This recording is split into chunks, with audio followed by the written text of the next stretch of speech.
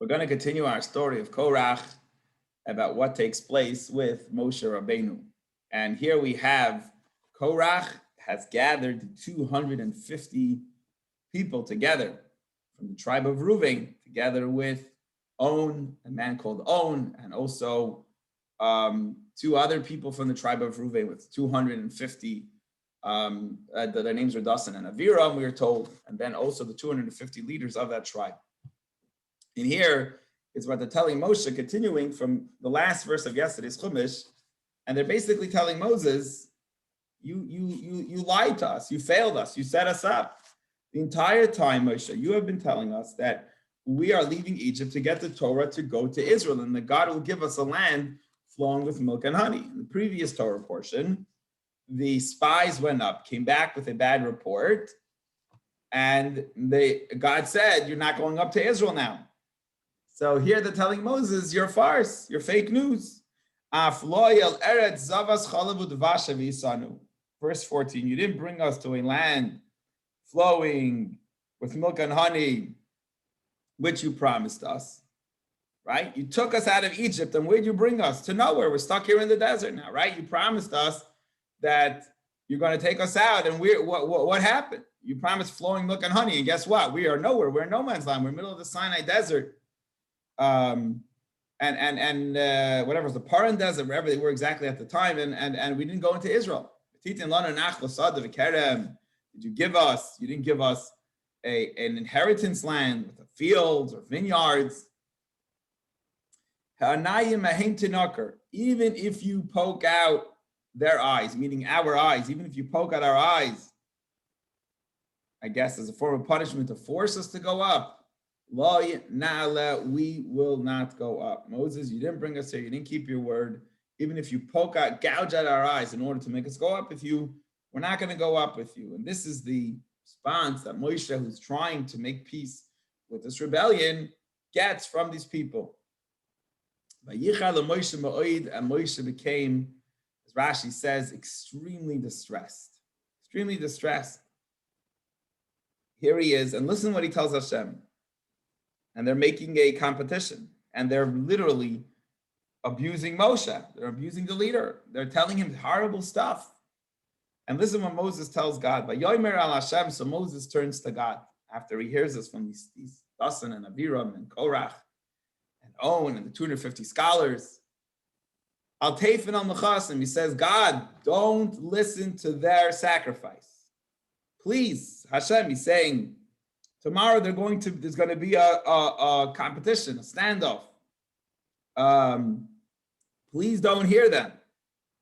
And even though some of them, this is how I read in the commentaries, explained Rashi, that some of them maybe were innocent. You know, they just got pulled along for the ride. Maybe some of the 250 people that are here are convinced by Korach. Korach is a bad man, but maybe he persuaded with his persuasive, tongue, 250 innocent people. And maybe by some chance, Hashem will answer those people's sacrifice, because every Jew has a part in the daily sacrifice. So maybe Moses, I guess, is concerned that maybe there's some innocent bystanders and the fire will come out from heaven and burn their sacrifice. And the Jews won't know that everything that Moshe has heard has been clearly dictated by Hashem, what he should say. So Moses is asking God, please, God, don't listen to them.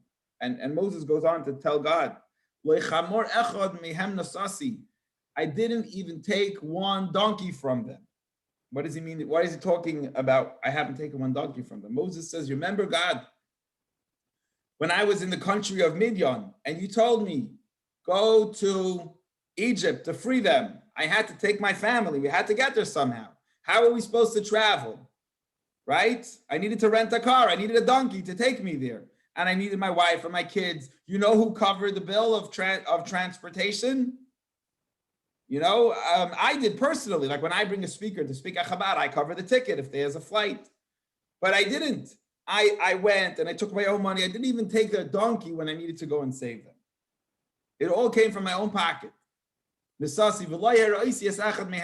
I did not do anything bad. I haven't harmed a single one of them. And look, Hashem, how they're treating me. Look at what these people are doing. Please, Hashem, do not give them, I guess, any question in their mind that it's clear that everything I'm doing is from Hashem. And by the way, I want to tell you guys, this is a serious problem, because if it's not going to be clear, how do we know we could trust anything that Moshe said?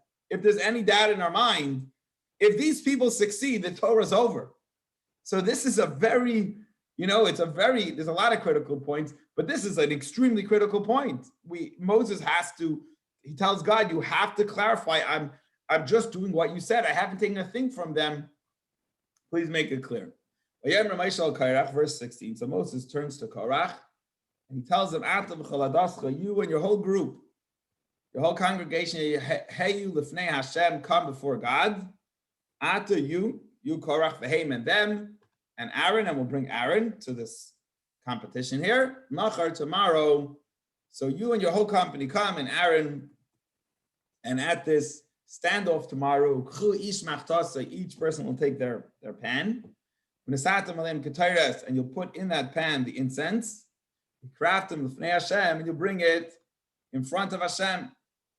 Each man, 250 men. So you can have a stand of 250 against one. And you will also come with your pan, and Aaron will come with his pan.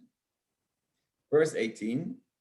And each man took his pan, and they put fire on it, and they put the spices, the incense on it, and they stood. Pesach oil moed, the standoff is taking place in front of God, meaning the door to the tent of meeting, to the Mishkan. And they all stood there with Moshe and Aaron, were all there together at this thing. Now, meanwhile, through that night, before the standoff is about to take place, verse 19, Korach got the whole congregation, everyone, to join to the tent of the meeting to see the spectacle that's going to take place. And Rashi tells us what he did. He was making a mockery out of Moses and Aaron. You know what he said to everybody? He went to all the tribes, not just his own tribe, and not just the tribe of Reuven, and not just to his tribe. He went and he says, guys, you think I'm doing this for me? I'm doing this for you. I'm standing up for your rights. I'm here to protect your rights. Think this is me trying to protect my own self-interest. I'm doing this all for you. I'm standing up because Moses is abusing his power. These guys came and they took all the honorable positions. His brother is the high Kohen. He's the king. And he enticed, I guess, the Jewish people to come to watch the spectacle. So it's getting more and more large. And this debate is taking on a national stage. I mean, not national stage, the whole Jewish people are there. And as the Chumash finishes off for today, and the glory of Hashem came before the whole people.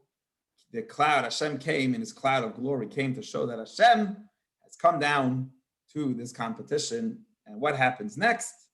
You'll have to join me for tomorrow's Chumash. Anyway, that is today's Chumash.